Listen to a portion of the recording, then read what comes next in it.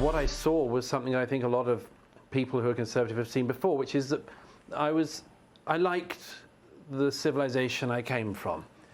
I loved it. I wanted it to continue. I thought it had all sorts of wonderful, nurturing things that I wanted other people to have access to as well. I didn't want to tear down my society, I wanted to keep it up. And that is the conservative instinct. And I realized I had it even as a lot of my contemporaries, many of whom were from far more privileged backgrounds than myself, thought that they should tear down their society and radically alter it. And I just didn't share that view, and gradually came to the realization that this was an unusual position I held, but it was correct. So it sounds like you were acting out of instinct. Yes, it was instinct. I mean, you get it at certain points in your life, don't you? A great influence friend of mine, the late Roger Scruton, once described to me that his realization he was a conservative came in Paris in 1968 when he saw all these middle-class students throwing bricks at working-class policemen, and realized that he wanted Paris, like London, to continue. He didn't want to tear it down. And I had a similar, perhaps less dramatic, steadier realization of a similar instinct in my adolescence, I suppose. I didn't want to destroy the society. I thought it could be improved, but it had to continue. I didn't think that the other things on offer were better. I didn't think the dreams of the radical left sounded good to me. I didn't like, very basic, I mean, these are instinct things, as you know, but I didn't like the idea of everyone being the same. I just thought it was a boring view of society.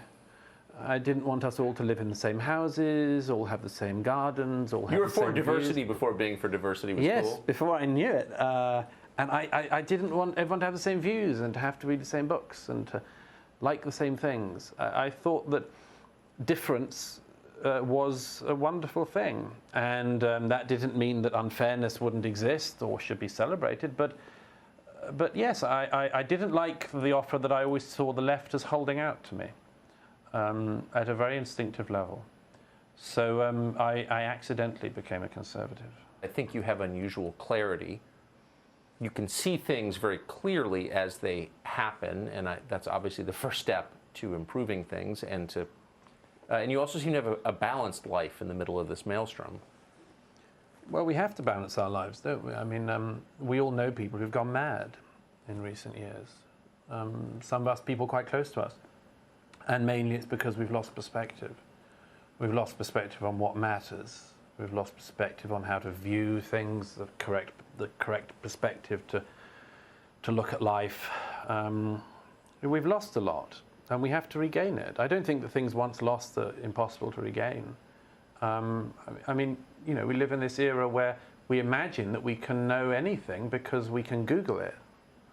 But we've lost wisdom. We've lost knowledge. We've lost experience. We've lost perspective. And we have to find a way to get back to that.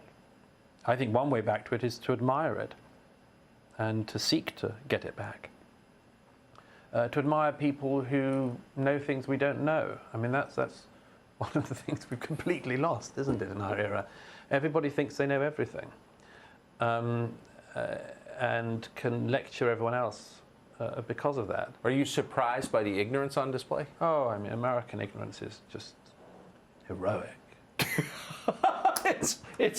American ignorance is heroic. I mean, you know, I've spent all my life as an admirer of America. I have great friends. So from the moment I first came to this country, my teenage years, I just loved and admired it. Yes. But my God, it's gone wrong.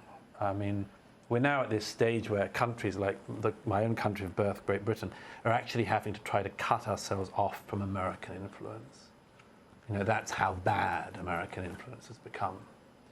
The French, as you know, the French are trying to cut themselves off from it. The president of France had to recently say we can't have these American imports of ideas.